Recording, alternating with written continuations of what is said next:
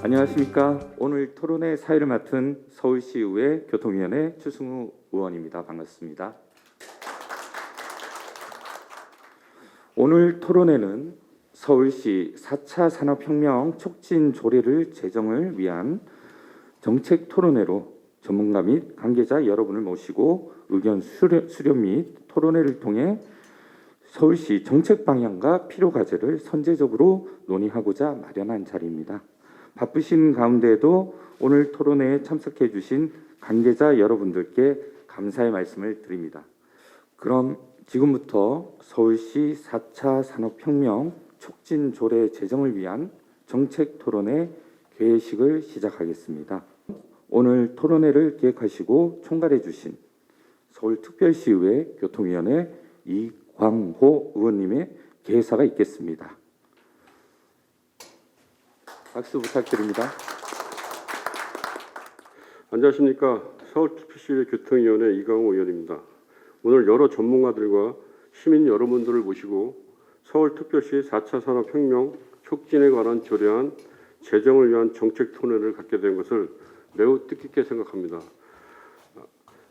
먼저 이 자리에 참석해 주신 내외빈 여러분과 온라인 청중을 포함한 시민 여러분께 진심으로 감사의 말씀을 드리며 특히 바쁘신 중에도 귀한 시간을 내어 좋은 의견을 주실 발제자 및 토론자 여러분께 고마운 마음을 전합니다. 4차 산업혁명은 전 세계적인 추세로 이제 우리 경제, 산업 그리고 사회에 깊이 자리를 잡아 우리 삶 전반에 혁신적인 변화를 일으키고 있습니다. 특히 네트워크, 빅데이터, 인공지능 등 대변되는 디지털 기술이 급격히 발전됨에 따라 관련 산업의 경쟁력을 확보하는 것이 우리 미래를 결정하는 중요한 요인이 되었습니다. 이제는 국가뿐만 아니라 지방단체에도 4차 산업 발전 혁신을 이바지하고 중장기적인 시각에서 선도적인 역할을 해야 할 때가 되었습니다. 오늘 이 자리에서 4차 산업 기술 혁신과 관련 산업의 경쟁력 강화에 관하여 서울시가 향후 어떤 방향으로 나아갈지 논의가 이루어질 것입니다. 아울러 4차 산업에 대한 서울시의 책무, 장기적인 계획 수립, 전문 인력 양성, 관련 기업에 대한 유무적인 지원 등 그 밖의 다양한 주제들과 필요한 대책에 대해 심도 있는 토론을 이어나가겠습니다. 아무쪼록 오늘 이 자리가 4차 산업과 관련한 여러 대책과 대안 그리고 관련 제도를 마련하는 데 큰 도움이 되기를 기대합니다.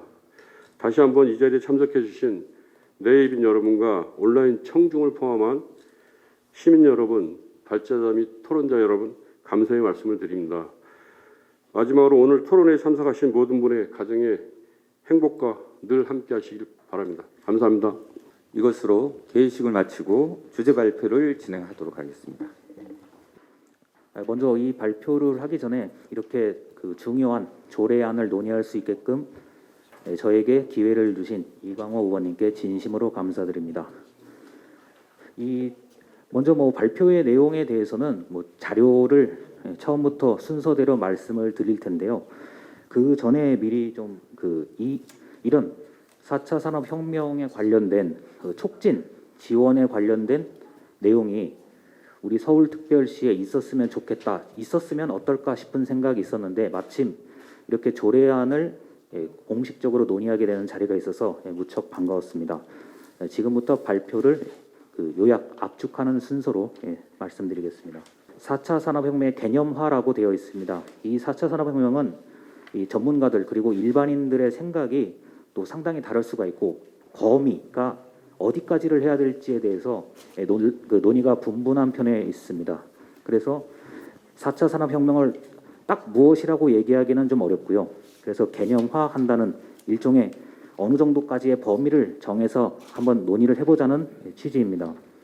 그리고 두 번째 중소기업 벤처부의 4차 산업혁명 정책인데 아무래도 이 4차 산업혁명에 관련된 이야기들이 중앙부처를 중심으로 많은 예산과 인력 그리고 기술 등이 투입이 돼야 되기 때문에 이런 중앙부처의 정책을 제가 언급할 수밖에 없습니다.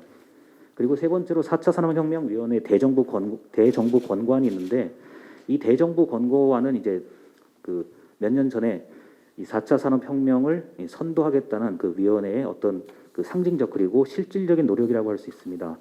그런데 이제 최근에 보면은 그 정부에서 이제 데이터 거버넌스, 이른바 민관 거버넌스, 산학관 데이터 거버넌스에 초점을 두고 정책을 추진하고 있기 때문에 그에 관련된 이야기를 간단히 언급드리겠습니다.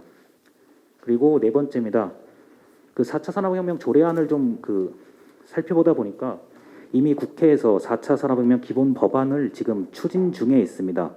그러한 국회의 논의에 대해서도 간략하게 말씀을 드리겠습니다.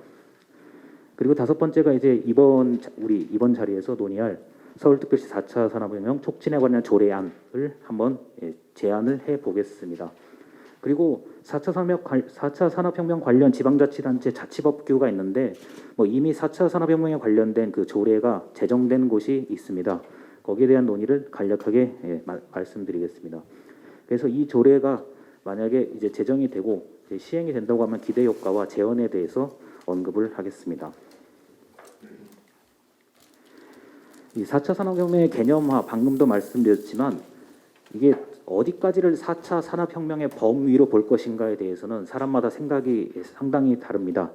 그런데도 불구하고 정보통신기술의 융합 등의 발전으로 이루어지는 차세대 산업혁명으로 기존의 그 1차, 2차, 3차 산업혁명과는 좀 차원이 다르다. 그리고 온라인과 오프라인이 융합된다, 복합된다, 이런 융복합의 이야기까지 다 같이 논의하고 있는 거기 때문에 과거보다 더 넓고 빠르게 그리고 사실상 범위가 무한대인 커다란 영향을 사회에 끼치는 초연결과 초지능에 관련된 이야기를 4차 산업혁명이라고 정의를 하는데 사실 저 지금 말씀드린 저 두 줄을 하나하나씩 다 분해해서 얘기를 한다고 하면은 또 사람마다 생각이 또 다를 수가 있고 너무나 다양한 이야기를 한꺼번에 이야기를 해야 되기 때문에 이게 어쩌면 쉽지 않을 수도 있습니다. 다만 이제 우리의 조례안을 오늘 논의하는 목적 중에 하나는 이제 4차 산업혁명에 관련된 어떤 개인, 기업, 조직, 단체 그리고 정부를 포함해서 어떻게 하면 이 실질적인 지원을 할 수 있을까 그리고 앞으로 더 발전할 수 있게끔 무엇을 정부가 해야 될 것인가에 대한 논의를 하려는 자리입니다. 인공지능, 사물인터넷, 자율주행차, 가상현실, 드론에 대해서도 어느 정도 여러분들이 다 알고 계실 거라고 생각을 하는데 마침 오늘 이 서울시의회에 들어오다 보니까 드론에 관련된 또 나름대로의 토론회도 있다는 것을 제가 확인할 수 있었습니다. 인공지능 그리고 사물인터넷 이런 가상현실과 드론에 대해서도 이미 오늘 토론을 해주실 분들이 이 정책에 대해서 상당한 전문성과 지식을 가지고 말씀을 해주실 거기 때문에 여기에 대해서는 간단하게 언급만 드리는데 물론 이 5가지 말고도 4차 산업혁명의 범위가 더 넓고 그리고 저 5가지가 각각 결합된다고 하면 예를 들어서 인공지능과 사물인터넷이 결합이 되고 가상현실과 드론이 결합이 되면 이게 경우의 수가 굉장히 많아진다는 것을 어느 정도 짐작할 수 있을 겁니다. 자, 이런 분야를 바탕으로 디지털 창업에 또 몰입하시는 분들 그리고 창업을 계획하시는 분들이 있을 수가 있고 이번에 코로나 상황 때문에 예상보다 빠르게 비대면 산업이 증가한 그런 면이 있습니다. 그리고 조금 더 이제 지역적인 차원에서 크게 보자면 스마트 공장 또는 스마트 시티라고 하는 것이 이미 우리나라 정책의 큰 하나의 줄기를 이루고 있습니다. 그리고 이제 일자리 창출에 관련된 얘기인데 일자리 창출도 그렇고 창업도 그렇고 여러 가지 내용들이 전부 다 4차 산업혁명에 다 직간접적으로 연결되어 있다고 볼 수 있겠습니다. 그러다 보니까 이 오늘 얘기하는 이 조례안에 관련된 좋은 말씀을 들으면서 이 4차 산업혁명이 이 조례로 제정이 됐을 경우에 서울시에서 어떤 이 관련된 일을 하는 분들 그리고 이 4차 산업혁명을 가지고 뭔가를 좀 더 다른 더 좋은 목표를 달성하시려는 분들에게 의미가 있는 시간이라고 생각을 합니다. 자, 중소기업 벤처부의 이 정책의 기본적인 내용들을 말씀을 드리는데 자세한 것들은 이제 책자의 첨부 자료에 논의가 돼 있는 것들이고요. 일단 우리 일상에서 좀 일반인들이 쉽게 접할 수 있는 그리고 관련이 있을 법한 이야기들을 중심으로 요약을 했습니다. 첫 번째로 이제 소상공인 일터 그리고 그 사무실에서 활력을 좀 불어넣어야 된다는 이런 정책이 크게 추진되고 있습니다. 이른바 상권 회복에 관련된 얘기인데 다 아시겠지만 그 코로나 상황 때문에 많은 어려움, 특히 오프라인 매장에서 굉장히 어려움을 겪고 있습니다. 그런데도 이제 그렇게 어려움을 겪는 속에서 이 온라인에 관련된 그리고 비대면에 관련된 또 서비스나 산업은 생각보다 굉장히 성장한 그런 면이 있습니다. 그래서 중소기업 벤처부에서 이 소상공인 그 일터 활력을 높이고 있는 정책을 하나 추진하고 있고요. 두 번째가 이제 디지털 비대면 그리고 그린 경제라고 하는 지금 정부에서 범정부적으로 추진하고 있는 그 산업 발전 그리고 에너지 이런 분야들과 창업을 활성화한다. 이른바 정부에서 기업에 지원을 해주는 그런 논의를 담고 있습니다. 그런데 여기서 이제 또 디지털과 비대면이라는 게 또 원체 넓은 범위를 차지하고 있기 때문에 이것이 어떻게 이제 결합이 돼서 다른 그 정책 그리고 사업으로 나타날지는 좀 더 지켜봐야 될 것 같습니다. 그리고 인공지능 데이터 기반 그 스마트 제조 혁신이라고 하는데 우리가 뭐 이미 온라인으로 뭐 주문을 하고 그리고 배송을 하고 뭐 배달을 하고 이런 것들이요. 그렇게 그 어떤 상품이나 서비스에 대해서 생산자와 소비자가 연결해서 만나는 곳 그것을 플랫폼이라고 보통 알고 있는데 그런 플랫폼을 구축하는 것을 정부가 좀 지원을 한다는 등의 이런 혁신적인 노력을 지속하고 있습니다. 그래서 이 세 가지 말고도 중소기업 벤처부에서 많은 역할들을 하고 있고요. 그 정책이 굉장히 범위가 큰 데다가 복잡한 내용들을 담고 있기 때문에 그 나름대로 의미가 충분히 있다고 생각을 합니다. 그리고 1인 가구에 맞는 서비스를 실시하고 있는데 결제를 이제 미리 해두고 배송을 편하게 자기가 원하는 곳에서 받을 수 있는 그런 그 서비스가 이미 마련이 돼 있고요.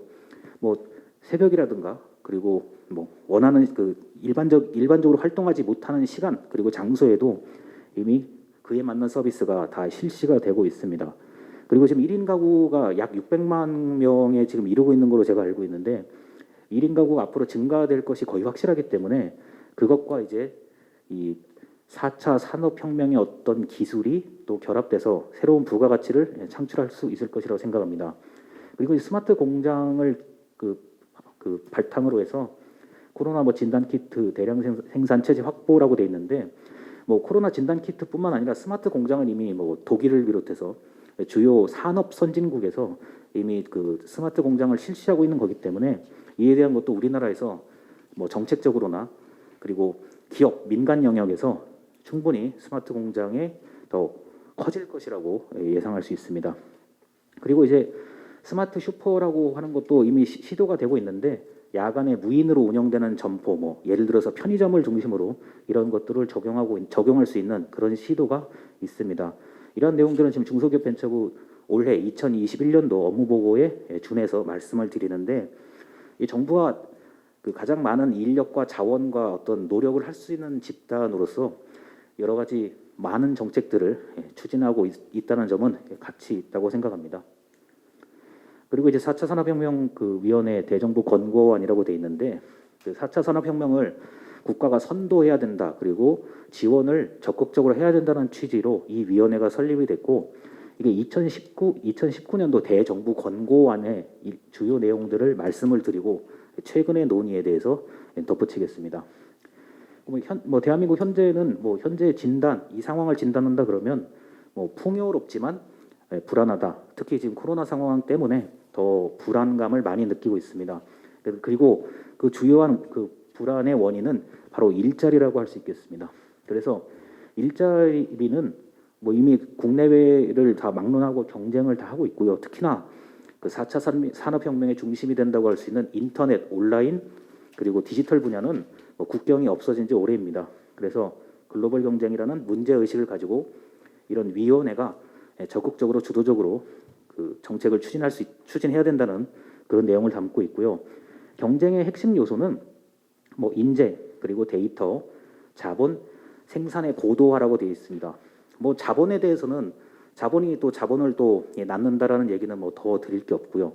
생산의 고도화는 스마트 공장이라든가 이런 것들에 대해서 연관성이 있겠습니다. 그리고 지금 현재 2021년도에 추진하고 있는 위원회에서 이제 중점 사업이라고 한다면 바로 데이터에 관련된 얘기인데 이게 공공 데이터뿐만 아니라 이 데이터를 가지고 자료를 가지고 뭐 빅데이터 이미 뭐 아시겠지만요. 이런 데이터를 가지고 얼마나 많은 그 일을 하고 또 얼마나 많은 부가가치를 만들어낼 것인지에 대해서 위원회 중심으로 지금 국가 그리고 민관 협력 데이터 거버넌스를 추진하고 있다는 것까지 제가 살펴봤습니다. 뭐 인재는 뭐 기술 개발 그리고 앱 개발하는 인재들을 뭐 양성한다. 더 높은 차원의 인재를 양성한다는 것에 대해서는 더 설명드릴 게 없습니다. 그 산업 전 분야에 대해서 혁신을 강조하고 있고 지능화 이제 시스템 뭐 이미 그 교통 정보 같은 경우는 많이 지능화가 된 거라고 좀 알고 있는데 뭐 보안이라든가 그리고 최근에 유행하고 있는 블록체인에 관련돼서 위원회에서 관심을 기울이고 있습니다.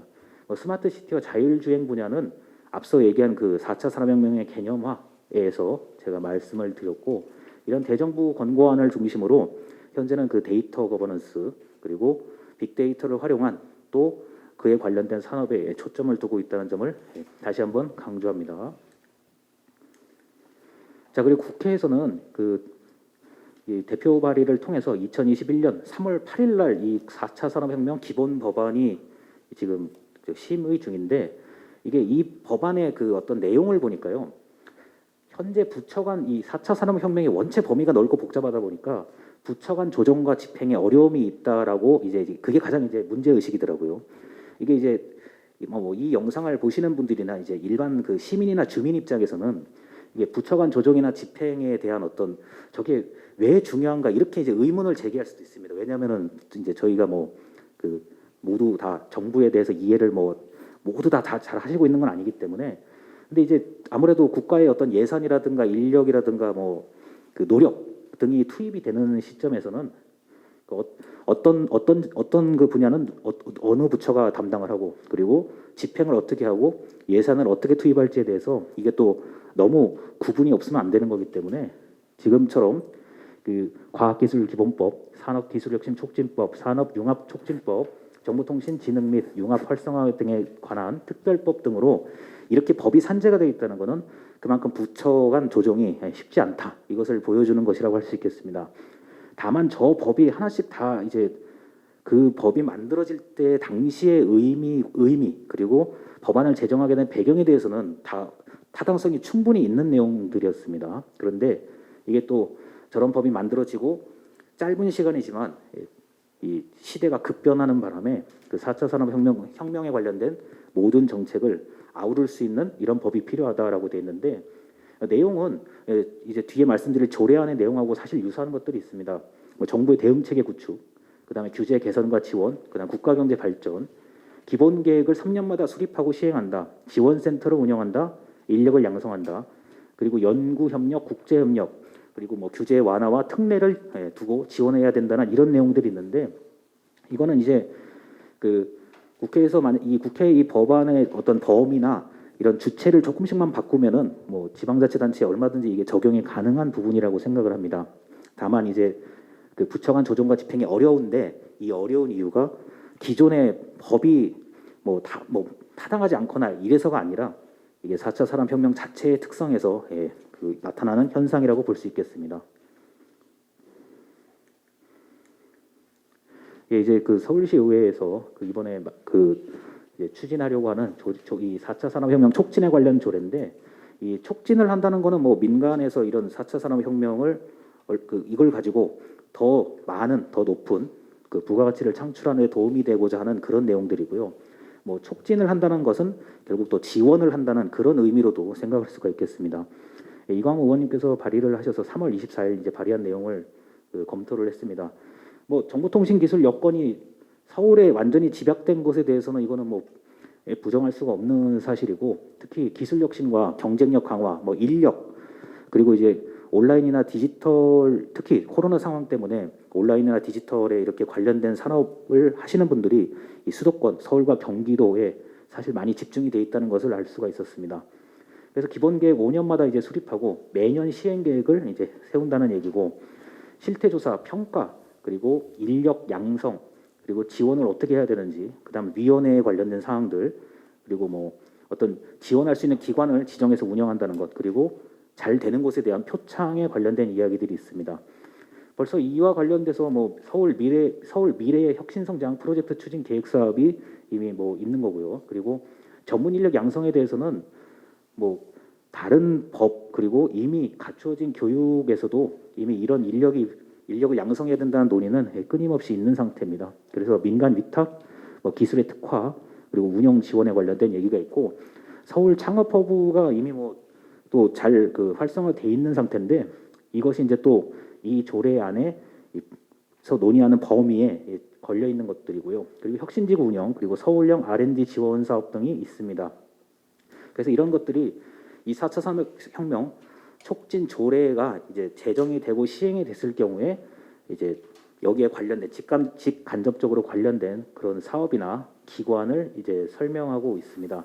그래서 그 바로 직전에 말씀드린 그 국회에서 논의되고 있는 내용과 그렇게 내용의 본질적인 건 큰 차이가 없는데 이게 범위를 이제 서울시로 줄여서 한다는 거에 이제 그 어떤 서울시만의 특징을 좀 찾아야 된다. 뭐 이런 얘기를 할 수가 있는데 다시 말씀드리지만 이 4차 산업혁명이 복잡성과 다양성에 이제 문제가 있다는 거 그리고 이걸 이제 전제로 이야기를 해야 되니까 사람들의 생각이 좀 다를 수 있다는 점을 말씀드립니다. 자, 그래서 이미 다른 그 지방자치단체의 자치법규를 통해서 이게 강원도와 경기도를 포함해 총 36건 현재 제가 발제를 하기 전까지 36건의 어떤 조례가 있었습니다.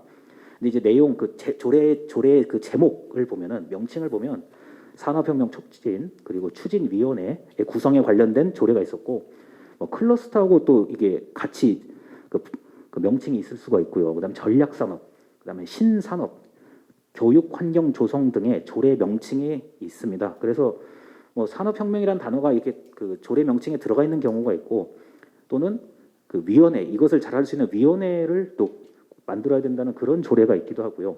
뭐 클러스터나 전략산업 그리고 교육환경 조성 등의 이런 내용들인데 내용을 제가 검토를 다 해봤는데 이게 내용이 그렇게 본질적으로는 같은 내용이에요. 그런데 이제 그 초점이 약간씩 다르긴 한데 그게 뭐 무엇이 잘 됐고 잘못됐고 그런 차원의 얘기는 아닙니다. 결국에는 4차 산업혁명을 어떤 식으로 그 촉진, 지원, 발전 이렇게 할 것인지에 대한 논의입니다.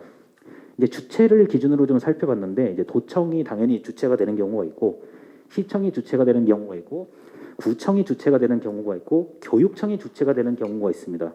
교육청이 주체가 되는 그 이유는 이제 말 그대로 인재 양성, 인력 양성에 관련된 얘기들입니다.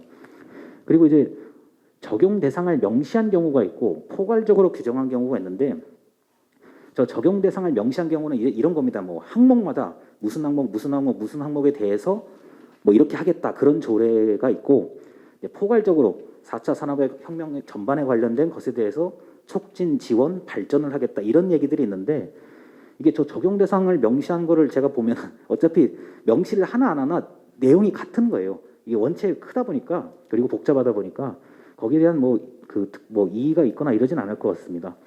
그리고 이제 교육청 관련된 조례를 보면 창의 융합 교육을 명시한 경우들이 있는데 이 우리나라에서 이미 창의 융합 교육은 뭐 벌써 이걸 추진한 지가 근 20년이 넘는 걸로 제가 알고 있는데 이 창의 융합 교육의 또 대표적인 또 분야 중에 하나가 4차 산업혁명이라고 생각할 수가 있겠습니다.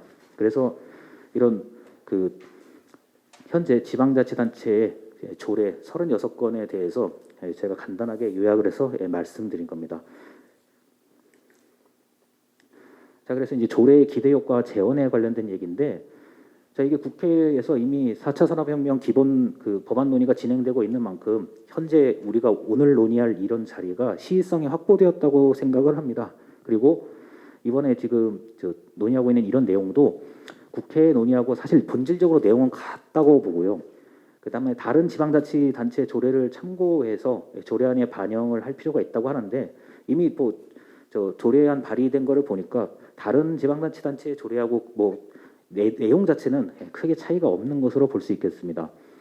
다만 이제 이런 게 하나 더 추가됐으면 좋겠다 이런 건 이제 말씀을 드릴 수가 있는데 4차 산업혁명 교육 분야, 그러니까 교육에 관련된 분야가 조례에 한 번쯤 반영이 되면 어떨까 싶은데 이게 뭐 어차피 인재 양성이라는 게 무조건 필요한 거니까요. 교육 분야는 인재 양성의 차원에서 한 번쯤 그 조례 그 항에 언급이 되었으면 좋겠다 이런 생각이 들었습니다. 그리고 뭐 현재 서울 온라인 교육, 서울에서 온라인 교육을 굉장히 많이 추진하고 있고 저 역시도 온라인 교육을 뭐 1년에 한 10개 정도, 10개의 프로그램을 수강을 하고 있는데 온라인 교육이 굉장히 잘 돼 있다 보니까 이 조례에 온라인 교육에 관련된 내용, 뭐 물론 그게 언급이 돼도 되고 안 돼도 되는데 이게 이런 교육적 분야에 대한 조항이 하나 정도 더 필요하다 이렇게 생각을 하고 있습니다. 그리고 산업 영역을 포괄적으로 이제 포괄하도록 조정을 한다는 게 뭐 이미 뭐 지금 현재 그 조례안에 언급이 돼 있긴 한데 이게 딱 어떤 거에 해당된다 이렇게 얘기를 하면은 이게 융복합하는데 또 어려움이 있을 수가 있기 때문에 4차 산업혁명에 대한 전반적인 산업의 촉진, 발전, 지원에 관련된 조례가 되었으면 좋겠다입니다. 그러니까 이렇게 해서 그 기대 효과, 재원은 말씀을 드린 거고 기대 효과에 대한 건데 그 제가 올해 초 그리고 작년 말 기준으로 서울 소재 사업체가 82만 개 정도 되더라고요. 그 중에서 정보통신업이 2만 3천 개고 그 중에 종사자 35만 명 그리고 전문과학기술서비스업이 4만 1천 개 정도가 있는데 여기에 일하시는 분들이 46만 명입니다. 이게 절대 적은 인원이 아니라 가지고 이분들에게 이 조례가 제정이 되고 시행이 된다면 어떤 효과가 있을 수 있다라고 예상을 하고요. 뭐 교육, 인재 양성 그리고 취창업의 활성화를 기대할 수가 있고 그리고 이제 뭐 4차 산업혁명위원회 그리고 다른 뭐 지방자치단체와 이게 또 연결이 안 될 수가 없을 것 같아요. 그래서 산업 간 협력의 근거가 마련된다. 그리고 뭐 코로나 상황 때문에 좀 의도치 않게 비대면 디지털 플랫폼이 확대가 된 측면이 있는데 여기에 관련돼서 이 조례가 근거가 있고 없고는 이 너무 중요하다는 것에 대해서는 아실 겁니다. 뭐 근거가 없는 상태에서는 이 정부에서 그리고 서울시에서 뭐 추진할 수 있는 어떤 바탕이 없는 거기 때문에 근거를 만든다는 차원에서도 이 조례안이 좀 필요하다고 생각을 하고 이 조례안이 만들어진다는 얘기를 듣고 제가 이제 생각한 게 뭐냐면은 그 작년부터 비대면 사업, 디지털 사업에 대해서 뭐 혼자서 앱을 만드시는 앱을 만드는 청년부터 뭐 해보려는 분들이 많은데 뭐 정부의 어떤 뭐 지원을 신청한다든가 어떤 뭔가를 하고 싶어도 이게 방법이나 어떤 그런 수단을 몰라서 못하는 경우도 있고 때로는 지원금을 받고 싶은데 이게 또 선착순으로 이렇게 또 배정되는 경우도 있고 어떤 여건이 안 돼서 뭐 그 어차피 정부 입장에서는 그 규정에 따라서 또 움직여야 되는 부분이 있잖아요. 근데 그 규정에 딱 맞지를 못해서 지원을 못 받고 이런 그 청년층과 장년층을 제가 주로 접하고 있는데 자 그러면 이제 그게 이제 뭐 중앙정부 차원에서는 아무래도 전국 단위에서 이렇게 또 지원을 받고 싶어하거나 어떤 도움을 받고 싶어하는 들이 많을 텐데 이제 서울에서 만약에 이런 조례가 만들어지고 이제 시행이 된다고 하면은 좀 그 지원을 받을 수 있는 또는 좀 도움을 받을 수 있는 그 폭이 조금 더 넓어지지 않을까 싶어서 넓어질 것이라고 생각해서 이번에 발제를 하는데 이게 실제로 그 개인의 어떤 삶 그리고 개인이 뭐 일자리를 뭐 얻는다든가 아니면 일자리를 만들 수도 있죠. 개인이 일자리를 만들고 할 수도 있는데 그런데 좀 도움이 된다고 생각을 하고 이게 워낙 범위가 넓고 다양하고 복잡하다 보니까 이게 생각이 상당히 다를 수가 있는데 그리고 뭐 제가 이 4차 산업혁명에 관련된 회의록 전문가들의 회의록 같은 걸 검토를 제가 어저께 그저께 해봤어요. 그러니까 전문가들 입장에서도 다 맞는 얘기인데 이게 분야가 워낙 많다 보니까 전문성도 높고 일반인이 이해하기 쉽지 않은 얘기들도 많더라고요. 그래서 이 조례안이 이제 조례로 제정되고 시행이 되면은 뭐 그거를 뭐 이론적으로나 이렇게 이걸 뭐 구분해서 논의하자는 얘기가 아니라 이제 촉진, 지원 그리고 도움을 줄 수 있는 그런 형태로 이번 오늘 자리가 의미가 있었으면 좋겠습니다. 자, 그렇게 해서 뭐 오늘 여기까지 일단 발제를 마치도록 하겠습니다. 감사합니다. 다음은 자장 발제자 토론자를 단상 앞으로 모시고 토론을 시작하도록 하겠습니다. 토론은 서울시의회 교통위원회 이광호 의원님께서 자장을 맡아 진행해 주시겠습니다. 종료위원 26분과 함께 서울특별시 4차 산업혁명 촉진에 관한 조례안을 발의해서 현재 관련 위원회에 회부되어 있는데 오늘 여러 훌륭한 분들을 모시고 토론회가 열리고 제가 자정까지 맡게 돼서 영광입니다. 제가 말씀드리지 않아도 4차 산업혁명은 우리 실생활에 밀접하게 연관되어 있는 만큼 오늘 토론회에서 좋은 말씀을 부탁드리겠습니다. 그럼 지금부터 지정 토론 시간을 갖도록 하겠습니다. 그럼 첫 번째로 우리 토론 순서 진수혁 평택대학교 행정학과 교수님 좀 말씀해 주십시오. 지금 김현정 교수님께서 자세하게 설명을 해주셨는데 사실은 이 4차 산업혁명이라는 용어 자체가 굉장히 모호하고 혼란스러운 개념이 될 수밖에 없기 때문에 사실은 이 부분들을 법제화하고 실제 정책과 연계시키는 부분들이 굉장히 어려운 것이 현실입니다.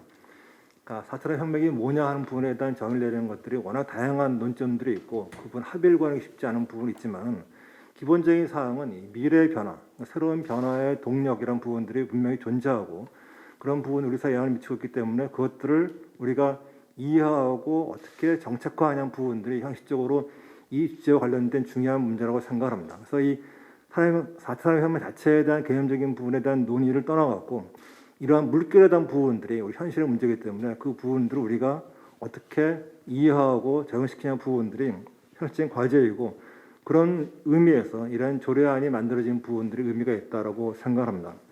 사실은 이 미래에 대한 부분들을 예측을 하고 그런 부분들을 정책하는 부분이 굉장히 어려운 문제이기 때문에 현실적으로 이 4차 산업혁명에 대한 부분들을 구체화시켜갖고 우리가 정책적인 부분들과 연계시킨 부분들이 어려운 부분이긴 하지만 그러나 기본적인 사항에 대한 가장 중요한 부분들은 이러한 화두를 갖고 종합적인 사고라는 부분들이 중요하다고 생각합니다. 이 조례안에 모든 걸 담을 수는 없지만 4차 산업혁명이라는 부분이 갖고 있는 기본적인 방향이기 때문에 그런 방향에 맞춰갖고 그것들에 맞춰서 각 정책에 대한 부분들을 기존에 하고 있는 정책에 대한 부분들을 모아서 정책화할 수 있는 또 종합화할 수 있는 그런 부분들이 중요하다는 생각입니다. 우리가 이 1차, 2차, 3차 산업혁명 시기에 그런 부분들을 정부가 주도해서 그런 위원회를 명칭을 갖고 하지는 않았습니다.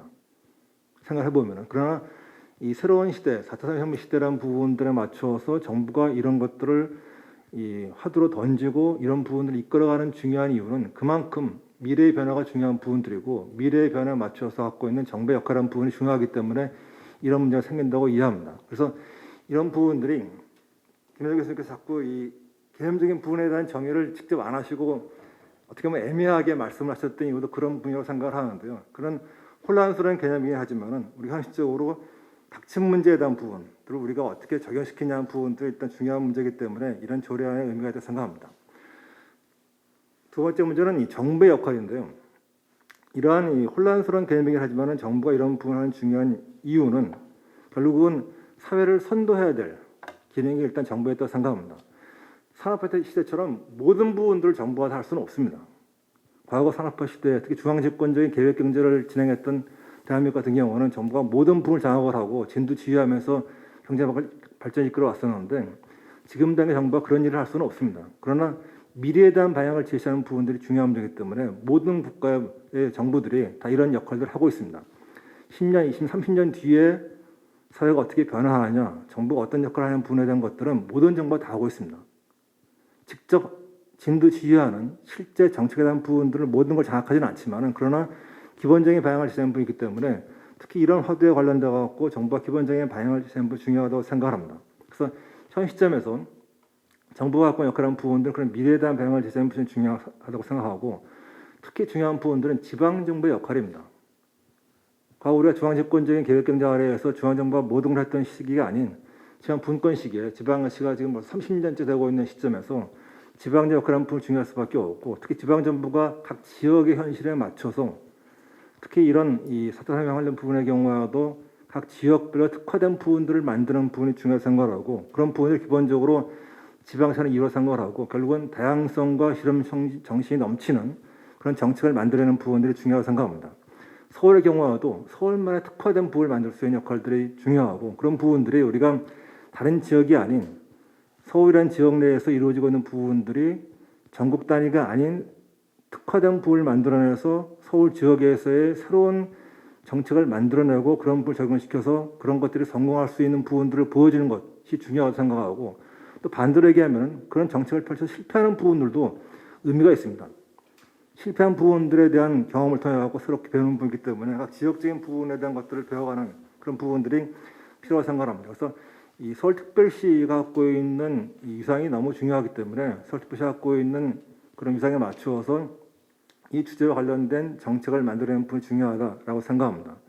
그래서 결국은 이 지방자 시대의 지방령 역할 이런 부분이 중요하고 또 한 개 덧붙이면은 이 조례안에서 직접 담을 수 있는 내용은 아니지만은 이 정책을 펼칠 때 서울특별시 내에서의 자치구 역할도 물론 중요할 수밖에 없습니다. 그래서 서울특별시와 각 자치구의 관계에 대한 부분들을 설명하는 부분이 필요하고 앞으로 이 조례안에 대한 부분들을 정식화 나가는 부분들이 중요한 문제이기 때문에 4차 혁명에 대한 부분들이 개념적으로 모호한 부분이 하지만 그런 걸 종합적으로 모아내고 각 지역에 맞추어서 만들어가는 정책을 펼칠 때 서울특별시와 자치구의 관계에서 각 지역적인 부분들에 맞춰서 할 수 있는 역할 이런 부분들도 추가적으로 필요하다라고 생각합니다.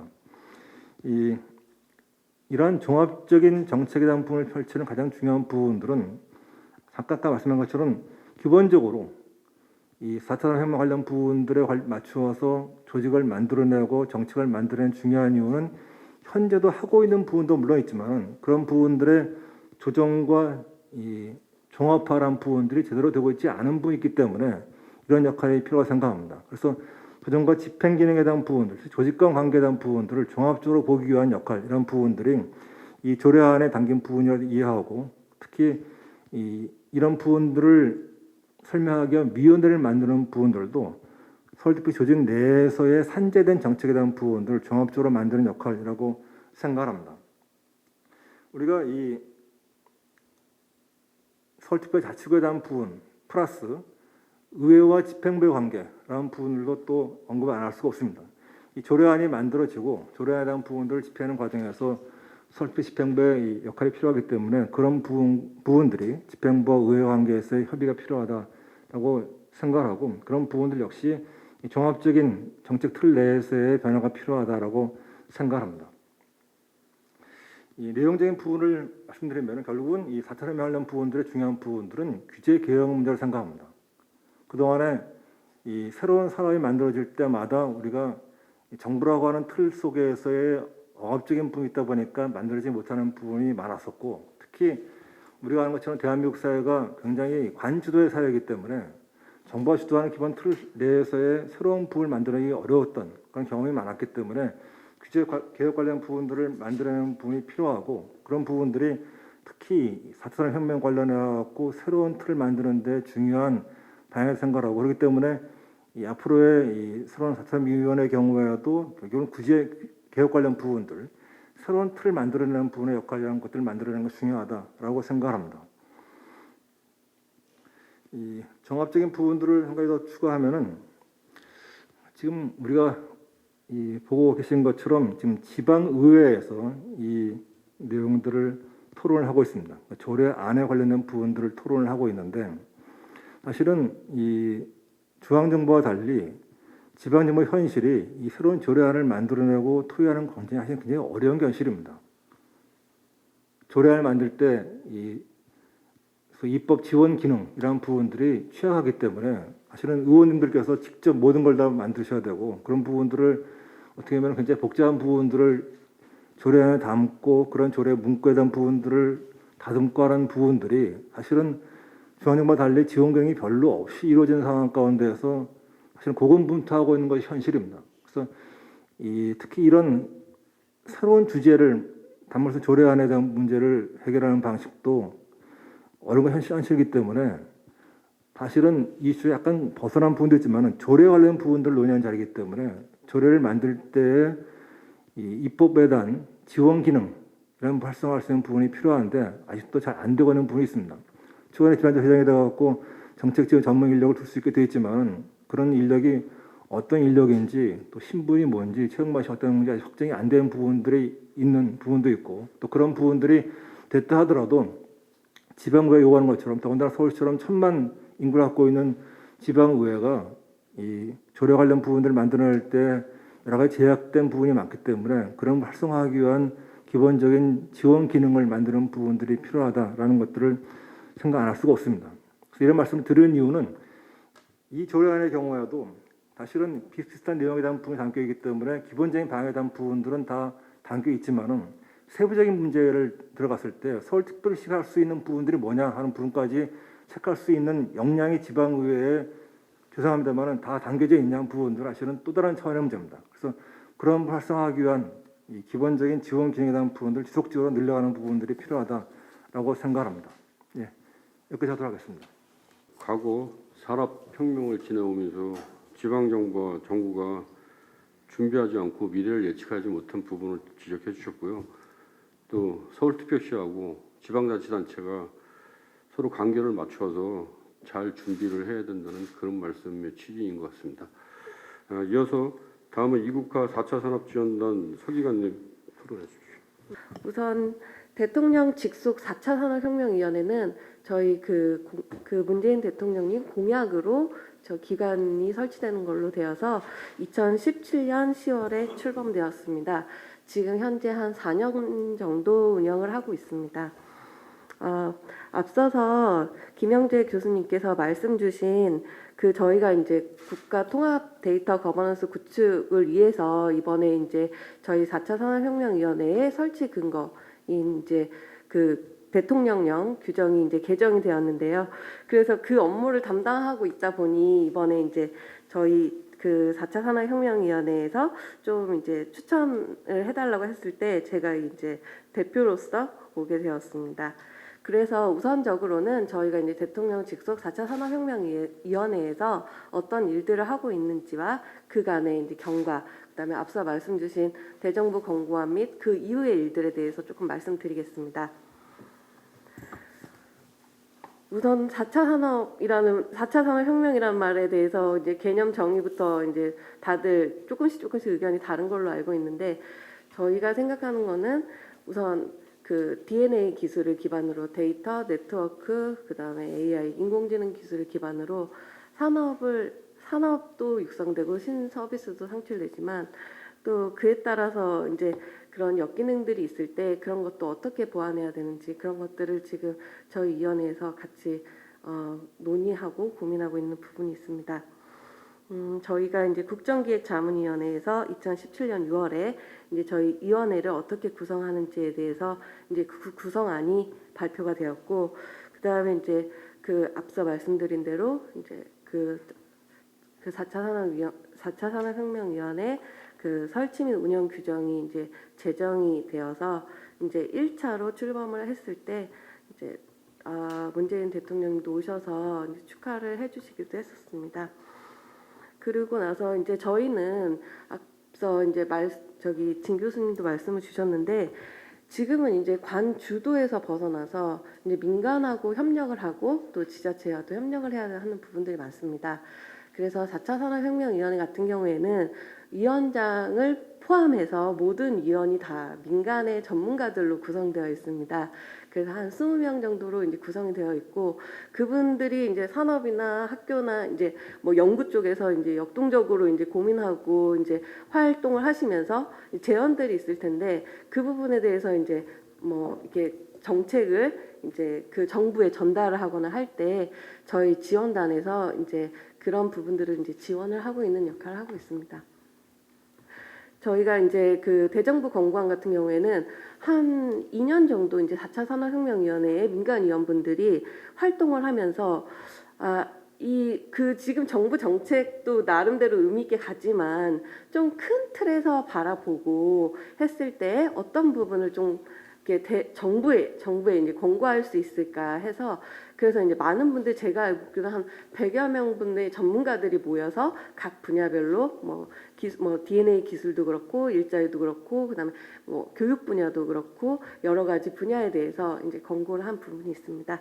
또 그래서 아까 김영재 교수님 말씀하신 대로 그 부분이 또 저희 민간이나 뭐 국회나 이런 데에도 좀 영향을 미치고 좀 다 의미 있게 봐주셔서 저희로서는 매우 뜻깊은 작업이었다고 생각합니다.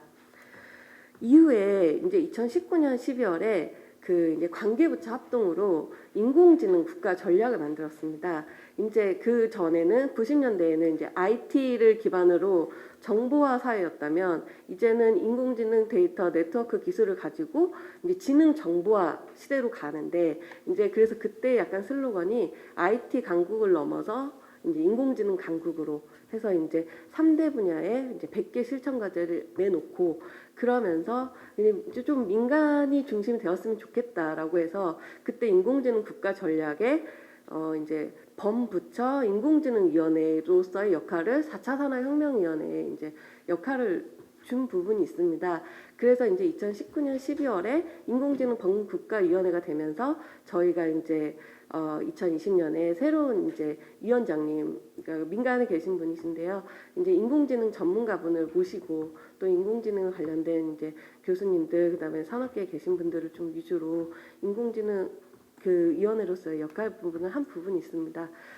제가 시간 관계상 그때 이제 인공지능위원회에서 어떤 역할을 했는지에 대해서 다 말씀드리기는 어렵고 이제 이런 부분들은 다 4차 산업혁명위원회 홈페이지에 들어가 있기 때문에 그 부분을 좀 참고해 주시면 될 것 같습니다. 우선 대표적으로는 저희가 이제 인공지능 교육 연구 허브가 필요하다라는 또 민간 그 전문가분들의 의견이 있어서 그거를 좀 모아서 이제 그 과기정통부와 함께 이제 좀 그 부분을 좀 사업화해서 만든 부분도 있고요. 그래서 이제 그 부분에 신규 예산도 반영해가지고 올해부터 착수하는 것으로 알고 있습니다. 또 2020년 연말에는 그 인공지능 그 윤리 기준에 대해서도 조금 저희가 관계부처 합동으로 발표를 한 바 있습니다. 그리고 마지막으로 그 작년부터 이제 디지털 3법이 개정되고 그다음에 이제 디지털 뉴딜을 추진하면서 좀 이제 데이터를 이제 활용할 수 있는 어떤 기반은 만들어졌는데 이게 아직도 이제 민간에서 활용을 하려면은 여러 가지 이제 제약이나 걸림돌들이 있어서 그런 부분에 대해서 민간 합동 국가 데이터 거버넌스를 좀 만들 필요가 있겠다라는 이제 각계의 의견이 있었습니다. 그래서 저희가 이제 올해 2021년 2월에 이제 국무총리님하고 민간위원장 체제로 이제 공동위원장 체제로 하면서 거기에 이제 참여하는 부처들도 확대하고 해서 실행력 있게 지금 이제 데이터 거버넌스로서의 첫 발을 내딛고 지금 이제 실행 중에 있습니다. 이 정도로 조금 말씀을 드리고 제가 이제 이 그 조례 제정을 봤을 때 아무래도 이제 그 민간 위원들이 저희는 이제 구성이 되어 있는데 여기는 어떻게 이제 위원회가 구성이 되어 있을까를 이렇게 봤습니다. 그랬더니 이제 그 시장님과 그다음 시장님을 이제 위원회 그 위원장으로 하면서 그다음에 이제 시의회 의원님들 그다음에 전문가분들 그다음에 시에 계신 뭐 공무원분들 이렇게 해가지고 구성을 하는 것으로 알고 있는데 저는 이렇게 좀 그 시장님이나 이렇게 의회에 계신 분들이 같이 계시면 조금 더 집행력과 실행력이 담보되지 않을까 해서 그 부분은 매우 좋게 봤고 또한 그 인력 양성 부분에 대해서 좀 이렇게 강조하신 부분에 대해서도 의미가 있다고 생각합니다. 다만 앞서 말씀 주신 부분에 저도 동의를 하는데 이런 산업을 육성하거나 창업을 하거나 할 때 규제 개혁 부분이 어느 정도 그 규제 개선 부분이 있습니다. 그게 엄청나게 큰 규제가 아니더라도 약간 손톱 밑 가시처럼 조금만 해결해 주면은 이게 나아갈 수 있는데 그런 것들이 있어서 앞으로 이 뭐 조례에 잠지는 않더라도 그 서울특별시의 4차 산업혁명위원회에서는 어떤 그런 민간의 그런 어떤 어려움이나 애로사항을 이렇게 듣고 그거를 좀 해소할 수 있는 그런 역할을 많이 기대하면서 또 저희 그 대통령 직속 4차 산업혁명위원회와 또 서울시에 이제 앞으로 탄생할 그 위원회의 좀 협력과 또 양측의 발전을 기대하면서 말씀을 마치겠습니다. 감사합니다. 내용 중에 민간 기업에 있는 재원하고 또 지자체 거기 있는 재원들 이렇게 잘 융합을 해서 추진할 수 있는 그 방향성하고 이번 조례에도 또 그런 것도 좀 담아야 될 것 같습니다. 이어서 이과설위원님 수고 많으셨습니다. 예. 이어서 마지막으로 우리 경기도청 미래산업과 공정시 과장님 토론 좀 부탁드리겠습니다. 오늘 이제 저를 이 자리에 또 초청해 주신 이유가 되기도 할 텐데요. 경기도에서도 4차 산업혁명 촉진 조례를 지난 2018년에 제정해서 시행하고 있습니다. 서울시와 유사하게 저희도 공무원 집행부에서 발의하지 못하고 의원님들께서 먼저 시대를 앞서가서 생각을 해주셔서 의원입법으로 지정이 됐습니다. 서울시와 유사하게 진행이 되었습니다. 그래서 먼저 조례안을 말씀드리기 전에 경기도가 조례를 2018년도에 만들고 나서 많이 한 일은 좀 부족하지만 진행해왔던 경과 간략히 있습니다. 설명 먼저 드리고 조례안에 대해서 다시 또 조금 더 추가할 내용들 말씀드리겠습니다. 저희는 2018년 11월에 조례가 시행이 됐고요. 그 이후에 그 다음에 2019년에 4차 산업혁명위원회 촉진위원회를 경기도 차원에서 구성을 했습니다. 말씀드린 대로 이제 저희 그 부지사님과 공무원과 관련된 공공기관, 민간, 기업 다양한 분들을 위원회에 포함시켜서 저희가 7개 분과를 또 만들어서 나름대로 일기 역할을 수행해 왔습니다. 그리고 이제 제가 미래산업과인데요. 그 미래산업과도 그해 저희가 만들었습니다. 저희과 소개를 잠깐 드리면 너무 버겁기도 하는데요. 4차 산업혁명 관련해서 교수님께서 발제해 주신 그런 요소 기술들, 우리가 인공지능, VR, AR, 로봇, IoT, 블록체인, 자율주행 드론 이런 요소 기술들을 이제 다 여러 부서에 걸쳐 있던 것들을 한 곳으로 좀 모았고요. 또 하나는 이런 요소 기술들이 일단 대국민들한테 서비스로 제공이 되려고 그러면 기술로 보이는 게 아니라 어떤 컨텐츠로 보여야 될 텐데 이런 게임이나 e스포츠, 스마트 시티라든가 스마트 제조 이런 서비스 모델들도 한 부서로 통합하는 게 되었습니다. 그리고 저희 이제 경기도 서울도 마곡이나 당연히 강남 쪽은 당연하겠지만 여러 군데 각종 첨단 클러스터들이 많은데요. 경기도의 판교 테크노밸리를 개발하고 관리하고 관련된 사람 육성하는 업무도 같은 부서에서 담당을 하고 있고요.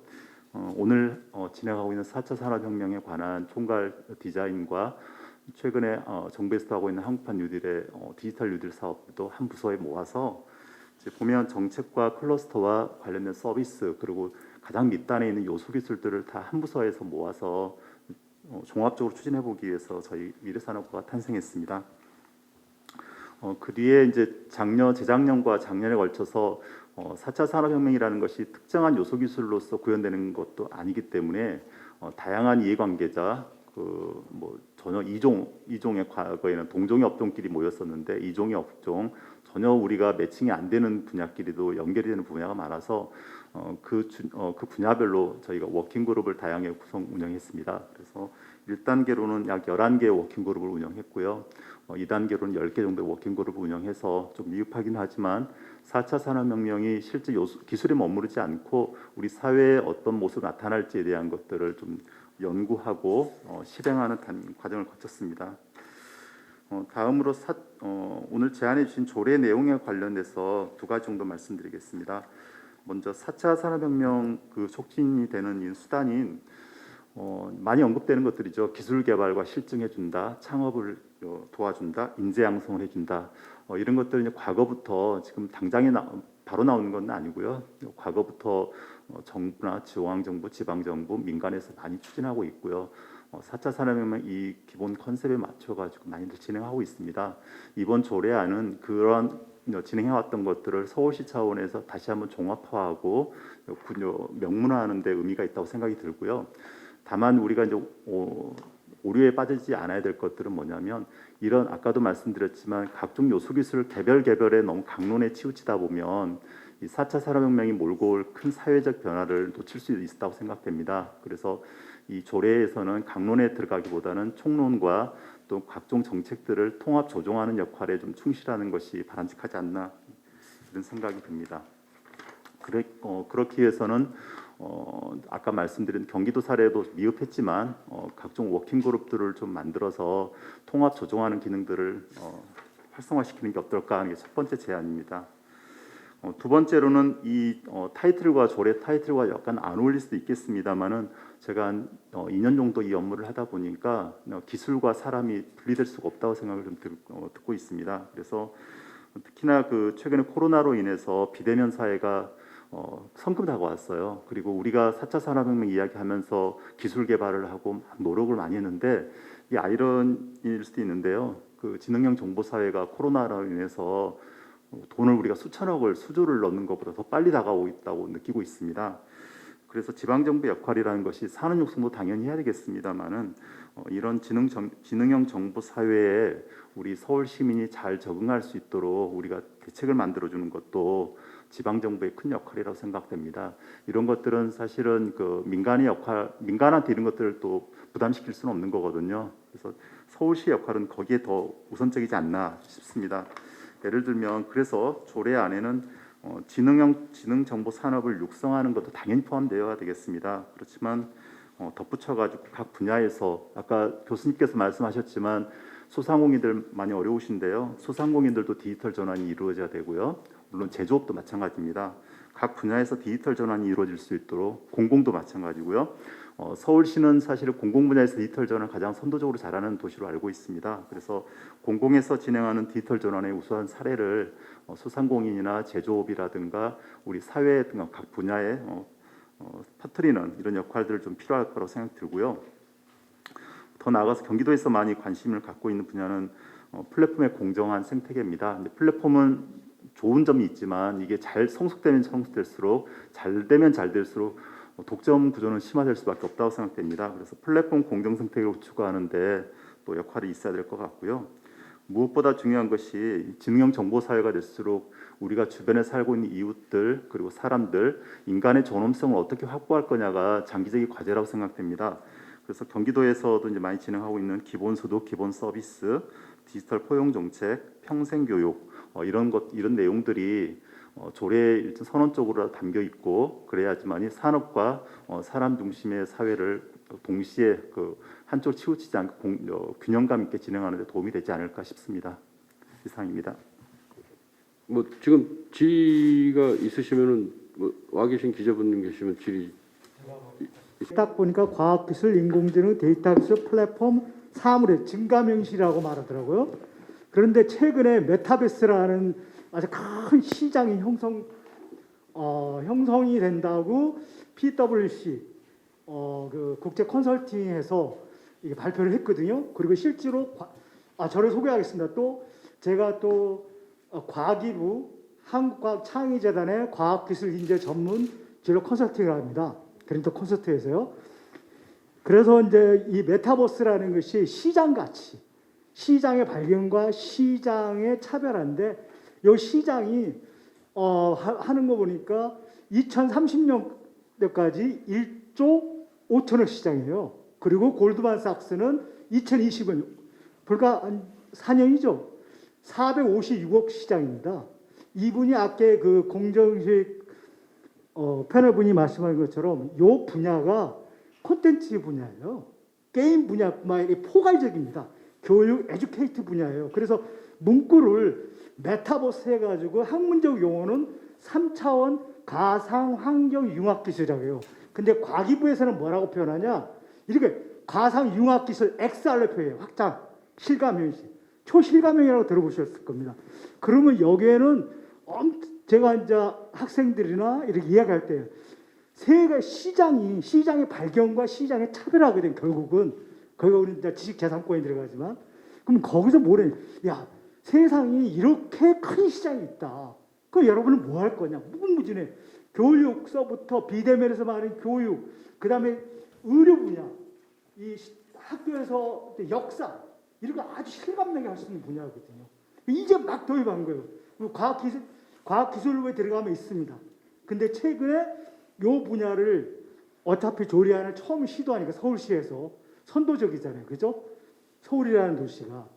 그러면 그 메타버스에다가 3차원 가상환경 융합기술 해주고 거기에 뭐 XR, AR, VR 딱 다 적어주면 돼요. 그게 그러면 그 용어가 상당히 선진적으로 도입한 거라고 저는 생각해요. 감사합니다. 제 조례 발의한 거에 대해서 내용을 제안 이유 중에서 또 추가 사항을 좀 말씀해 주신 거죠? 예, 잘 알고 요거에 대해서 좀 교수님 뭐 좀 답변 좀 해줄 수 있습니까?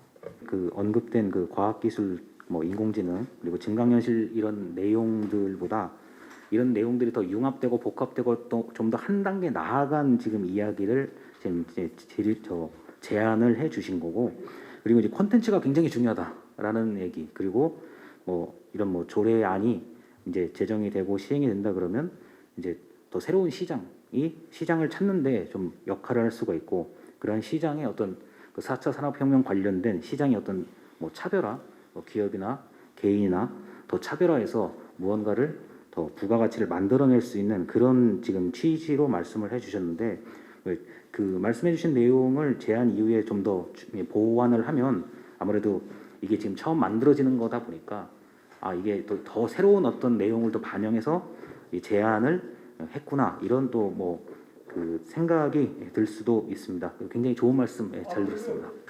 알겠습니다. 잘 주신 의견 방향을 좀 해보도록 노력하겠습니다. 그다음에 또 우리 또 박용호 기자님 7년째 4차 산업혁명 미래교육 일자리 창출 분야로다가 지금 이제 일을 해오고 있는데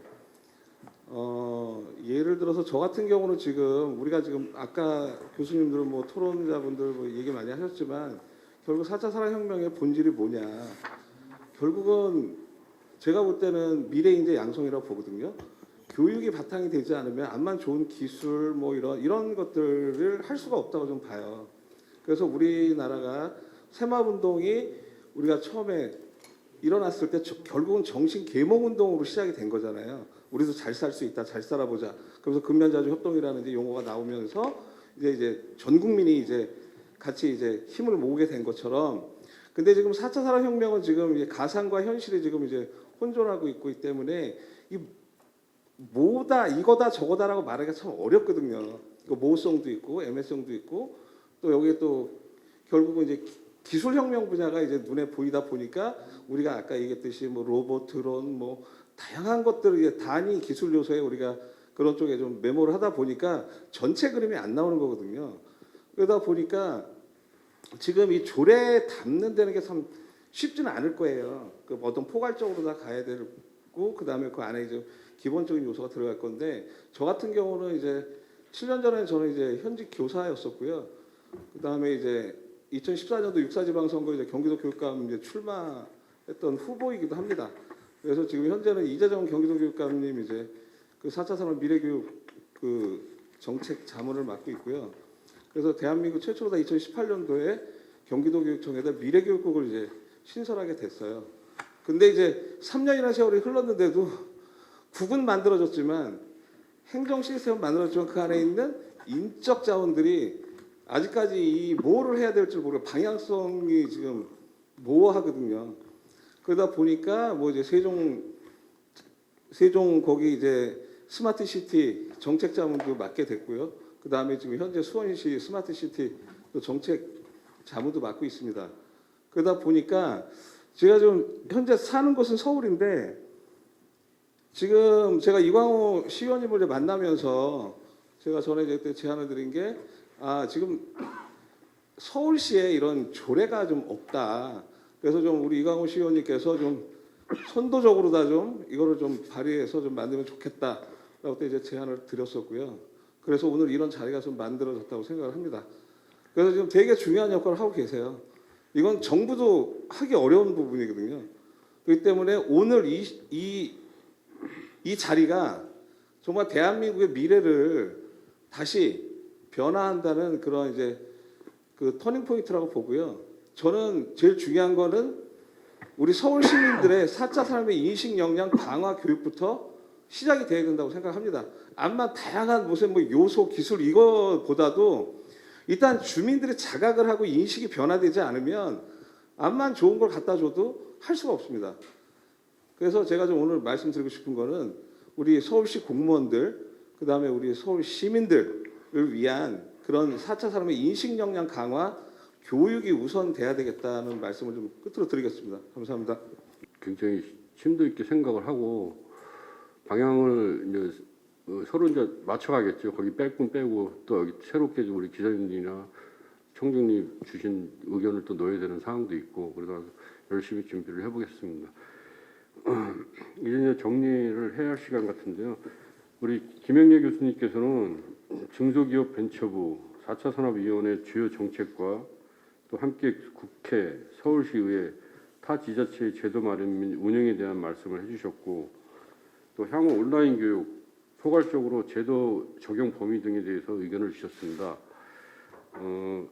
또 우리 참석하신 우리 토론자들은 세 분을 또 종합적으로 좀 말씀을 드릴게요.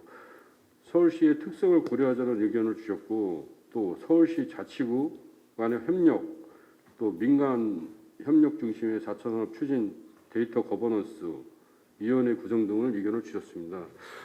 하여튼 뭐 여러 가지 의견들 좀 토론에 많이 나왔는데 이걸 잘 참조를 해서 서울시도 이제 4차 산업 촉진에 관한 걸로 조례를 만듦으로써 새로운 시대가 오는 거를 시대에 적응하는 그런 맞는 조례를 만들도록 노력을 하겠습니다.